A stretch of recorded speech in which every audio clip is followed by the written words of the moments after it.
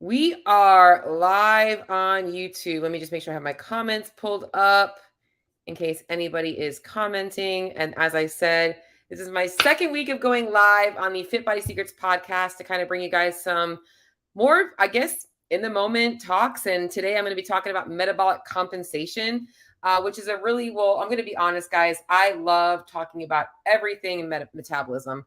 I just think it's a really interesting conversation and a very misunderstood conversation. So welcome to the Fit Body Secrets podcast, where I'm going to be bringing you guys inspiration, motivation, and a ton of tips to help you guys on your fitness journey.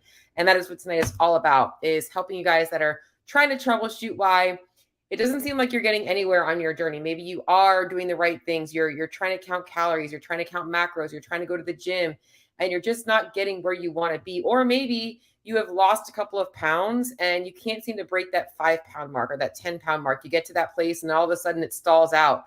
And maybe you've got 20, 30, 40, 100 pounds to lose, and you can't figure out what to do differently to change that. And tonight's episode is hopefully going to give you guys some tips, tricks, and a little bit of the things that might be causing that issue.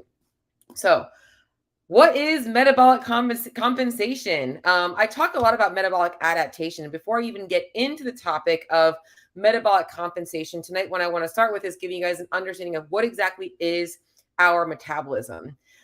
First of all, our metabolism is not a static thing. It is not something that we can it doesn't stay the same. I think people are so focused on my metabolism is broken, or I have a fast metabolism or a slow metabolism. Our metabolism changes. And here's a great way to look at it. Most people are like, why is my metabolism slowing down as I age? Your metabolism is adjusting to the changes in things, not just in your body, but also in your life. You know, when you're in your 20s and you have little kids running around, or in your 30s, you have little kids running around, you might be chasing those kids around at the park and doing more things, trying to get them ready for school. And then as you get older, they're now taking care of themselves. Maybe you are spending less time doing those things, and now you're spending more time behind your desk or working or things like that. So our metabolism is always adapting to the changes in our body, but also in our life. It's kind of like an internal thermostat, and it's just trying to troubleshoot what energy is available with what energy we are actually expending. And that's really why optimizing our metabolism should always be the goal, not making it go faster or slower. We're looking to optimize it for our ultimate health. So when it comes to metabolism and trying to achieve weight loss and trying to achieve those goals that we might have for ourselves, there's kind of two schools of thought.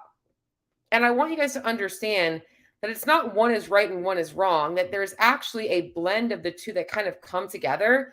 And we want to optimize both to get you to see results and feel good in the process. So on one end of the spectrum, you've got the calories, right? The calorie equation that we are all kind of like almost, getting burned out from hearing. I feel like I'm always talking about, well, we've got to create this calorie deficit. We need this calorie deficit in order to lose weight. And that is true. We need to have a calorie deficit if we want to lose body fat. That is how we lose weight. We need to make sure that the energy going in is less than the energy going out. And on the other spectrum, you have a lot of people that are talking so much about hormones. It's my hormones that are the reason why I can't lose weight. And we have to optimize hormones so we can lose weight. And whereas this is a focus piece, and we need to focus on that, the reason for the hormones is so that we can create a calorie deficit, that the hormone imbalance is maybe making it harder for us to create that calorie deficit because, one, maybe we have what's called an adaptive metabolism, which I'm going to go into, and the amount of calories that we need to lose weight is so little that it's not actually sustainable for us. We end up getting too many cravings, and it's actually making those hormone imbalances worse, and that's the main thing that we're trying to troubleshoot here. So it's not about one being right and one being wrong. It's trying to understand that they both have to work together. And this is why, in order for somebody to lose weight, I often remind them that we want to make sure we're getting the body to homeostasis or baseline. And the way you know you're at baseline is that you don't have a ton of insatiable hunger and craving cues or a complete lack of an appetite. You're getting good quality sleep, and you actually feel rested throughout the day. Your digestion is pretty normal. You're actually feeling good in your day. That's how you know things are all in check. And the amounts of food you're eating and the balance of those calories is actually satiating you. Now, I'm going to go into the fact that most people, because we are influenced by our food decisions are influenced by environment and convenience, that we want to also make sure we're optimizing, that we understand what it looks like to eat enough protein and enough carbohydrates, enough fats. And I'm going to go into that today. But I want you guys to understand that before you guys go into a fat loss phase, that all of those things should be in a really good place. And the first part of fat loss is really establishing that base. It's why all of my clients know that the first thing that I do is called a metabolic assessment. I'm looking at these things, trying to see where this person's at so that I know where we need to start. And a lot of times it's not starting in this drastic calorie drop, which is what most people do and why they typically stall out. So the next piece of tonight's topic is talking a little bit about that, right? So most people, when they want to go into a fat loss phase, it's usually coming from a place of motivation. Like, all right, I'm ready to lose weight now. So what do? They cut out food groups, they cut out carbs, they cut out fats, they start saying they're going to eat clean, and they basically go from eating whatever they want to eating very limited types of foods. They also likely start to exercise more. And often the first question I get is, well, how much should I be working out? Should I be, training 5 days a week? I'm like, well, how much are you working out right now? Like, let's just start with one thing and then we'll address that. So they focus so much on, I got to start increasing my activity and I got to start decreasing my food intake. And they do it in such a drastic way. And what tends to happen is the body adapts to that very, very quickly. It recognizes that stressor in a very fast way. And it's like, whoa, what's going on? We need to put the brakes on. And typically what will happen is that person will see pretty quick weight loss and then it stalls out. They're like, the first week's like, oh my God, I lost 5 pounds. I feel great. And then the motivation dwindles, the weight loss dwindles.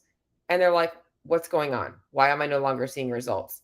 This is your body metabolically compensating for the changes you have made to it. You just put your body under a lot of stress, and now it's trying to make up for that stress. It's trying to figure out how to troubleshoot what's going on. Now, I mentioned a little bit about metabolic adaptation, and this isn't what I'm talking about tonight, but I do need to touch on it because likely this is why over and over again, we are seeing that things are working less and less, and our willpower and things like that every time we diet gets less and less. Maybe you've experienced having a diet that worked for you really well the first time, but then you try it again. And one, you can't be as consistent again, or two, you're not able to see the progress that you want to see. So metabolic adaptation or adaptive thermogenesis is something that happens as we diet. So essentially the example I'm going to give is you go on a diet, you start losing weight, you start exercising more, you start eating a lot less, and then all of a sudden hunger and cravings start to pick up, and then your metabolism begins to drop. So the calories that you're on are no longer working for creating fat loss, and your cravings are going up. So now you want to eat more and you're not feeling good because now you're not getting the results. So now you're in that place of like, well, I'm not losing weight and I'm hungry and I'm craving things. So now I'm just going to eat whatever I want. And now we're back. Now we're on this diet cycle of like, I'm going to lose weight and then I'm going to just do whatever I want. And then I'm going to lose weight again. I'm going to do whatever I want. And this is why, guys, a lot of times what I try and get people to understand is we want to optimize your lifestyle the way you want to maintain, because that's exactly how we're going to lose weight. So people are so conditioned to like just be on this journey of like, I'm doing this to lose weight. They're not recognizing that your lifestyle when you're losing weight is going to look very similar to how it's going to look when you're maintaining weight. And that's why finding a less extreme measure to lose weight is very, very important. It's going to hopefully prevent you guys from having this metabolic compensation happening. Now, going a little bit deeper into this metabolic adaptation or adaptive thermogenesis, I have some notes pulled up on my desk here. This is also why you might notice that you might have two people who weigh the exact same amount, and they might actually both have two very different caloric needs, even if they have very similar lifestyles, because their body has adapted to whatever they've changed. And there's some things that happen as our body adapts. One, our lean muscle tissue goes down. We have a decrease in our leptin levels. So we're going to see some thyroid dysfunction. We're going to see some adrenal dysfunction. We're going to see an increase in our hunger and our cravings. We're going to see some changes in actually how our body releases toxins. So the toxins that we take in from our environment, from our foods, they actually get stored in our adipose tissue and our fat cells. Those things are going to be released into our bloodstream. So we're going to see other issues happening to our hormone balance. So when it comes to this whole calories versus hormones thing, it's not one versus the other. It's that they both have to come together.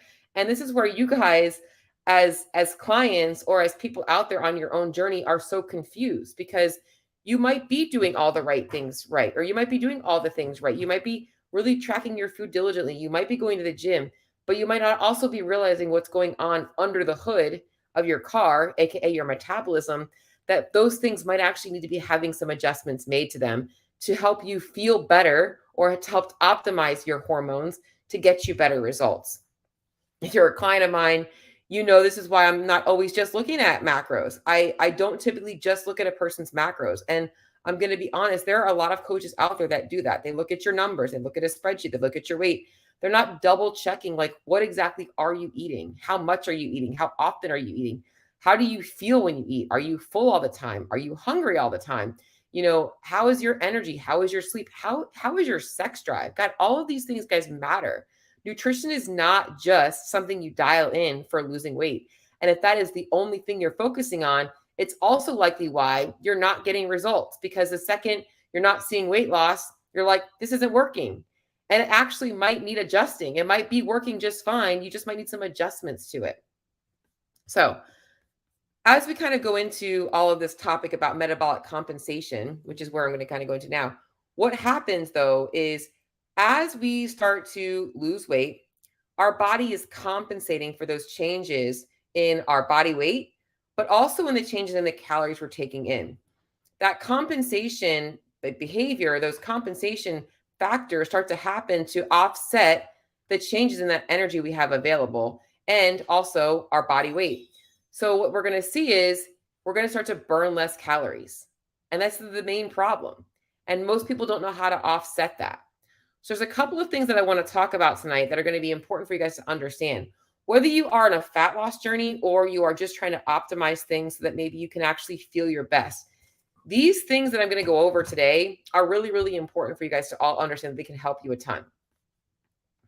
Number one is your protein intake, okay? Protein intake is number one. And I often will tell everybody is that if you are not eating enough protein, you should not be trying to diet. You should not be trying to lose weight. If you cannot get in enough protein, it is only going to make matters worse by you trying to diet. Because why? You might be losing weight, but you're also likely losing a ton of your lean mass. And if you're not somebody that typically weight trains and you're not somebody that's typically working out at all, you are definitely losing more of that lean muscle mass. Now, even if your main goal isn't to put on muscle, our body needs muscle tissue. Our body needs that to support our bones as we age. And as we age, our muscle tone is going to go down. We want to preserve that as much as we can. You're not going to get bulky by eating protein. I promise you. It's very difficult to gain too much muscle. It's very hard to put on muscle. That's a very expensive process for the body. And it requires a ton of training over years and years and years. And you can ask any natural bodybuilder, they will tell you that. I'm a natural CrossFitter, and I can tell you it's very, very, very difficult. It's very hard for me to put on size. So we want to make sure we have adequate protein. That's going to look somewhere around 0.8 to 1 grams per pound of lean body or per pound of body weight. And if you have significant amount of weight to lose, we're looking at around our goal body weight or lean body weight is what we're looking at. So for most women, that is well over 100 grams of protein a day. For most guys, it's going to be over 160 to 180 grams of protein a day. For most average size individuals, women somewhere in that 5 foot to 5'5" range, a male in their 5'8" to 5'10", 5'11" range. So, and that's just giving you guys some general information there. The second piece that you guys should be doing to optimize and allow your body to hopefully offset that metabolic compensation is weight training. Okay. So a lot of people focus so much on the HIIT training, the high intensity stuff, the stuff that gets you feeling the endorphins in your head. That stuff is really good. And in small doses is actually very good at preventing metabolic compensation, but we should be doing weight training. How much should we be exercising?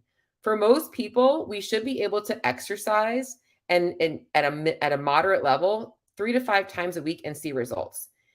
If you like training more and that feels good to your body and that's part of your lifestyle, good, go for it. But what's more important than your exercise is your daily movement. And this is where most people go wrong. They focus so much on the exercise training.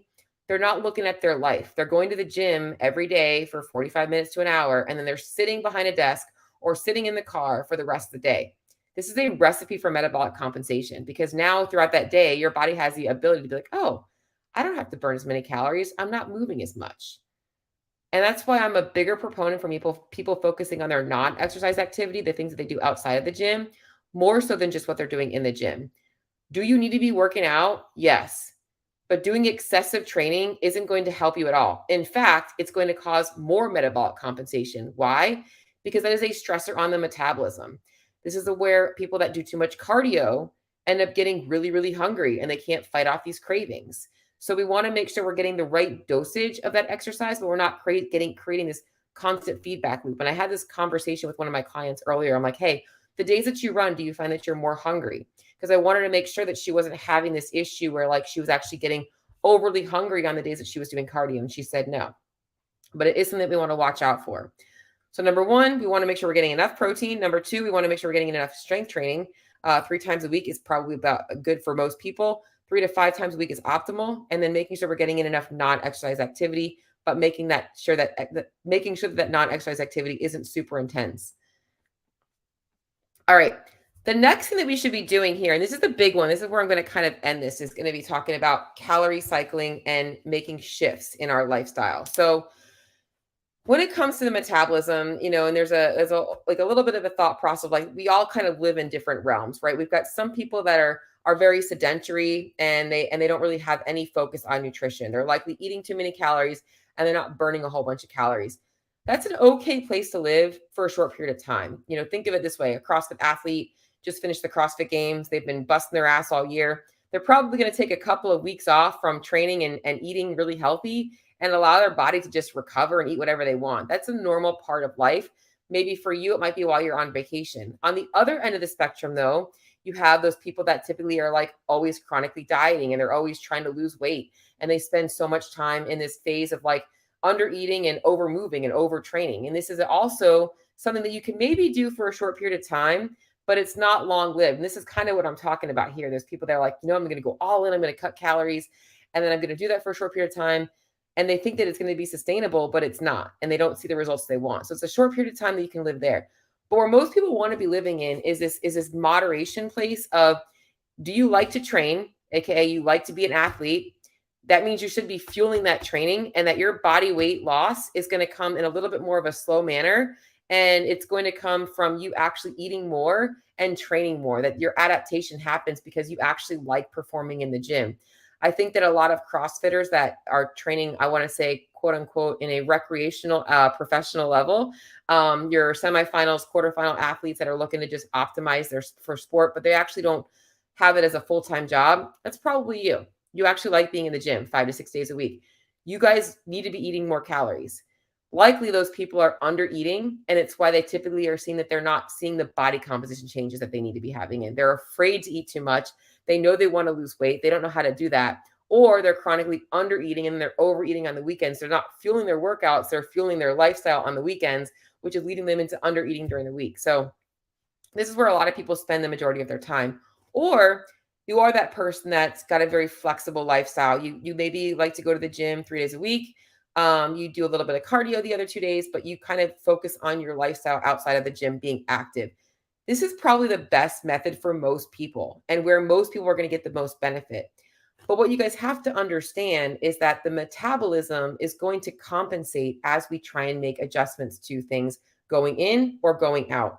So if you start losing weight on a calorie deficit and then it stalls out, it's not that the calorie deficit is no longer working. It's that your body has now adjusted to that calorie deficit. And it's not always this case of going down. We can sometimes go down, but sometimes like, all right, I'm going to spend a period of time eating at maintenance and I'm going to allow my body to kind of recover. So I'm going to kind of maybe focus more on building some strength and focusing more on my activity in the gym or my intensity in the gym.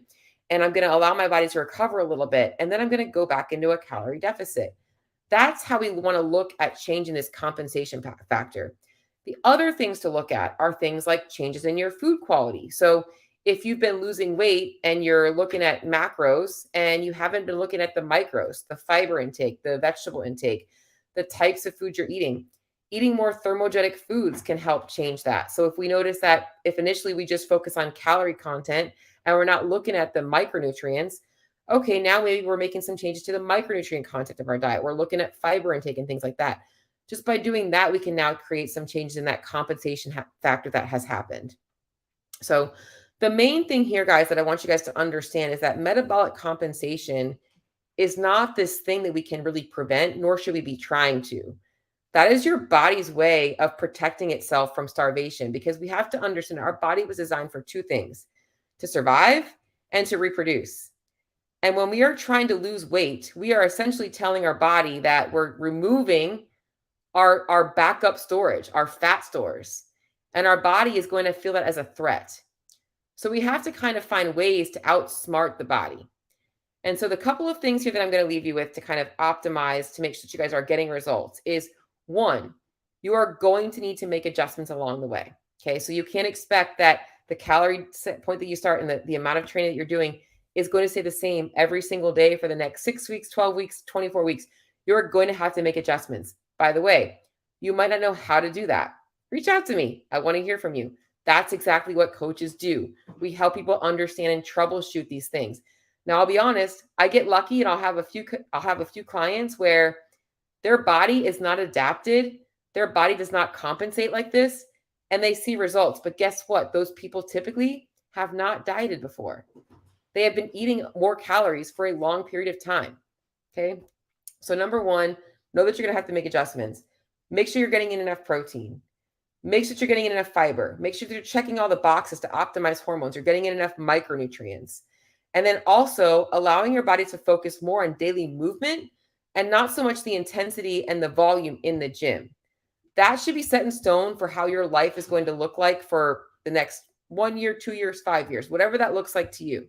For most people, it's like, I wake up, I go to the gym, I go to work. Or I wake up, I go to work, I go to the gym. That's typical for most people. It shouldn't consume our whole lives. So as you guys are going into these fat loss phases, make sure that you're not doing things that are not sustainable long term. So hopefully this episode was helpful for you guys. If you guys get any value out of it, like shoot me a message, shoot me some comments. I would love to hear from you guys, and I will hopefully see you all on my next episode.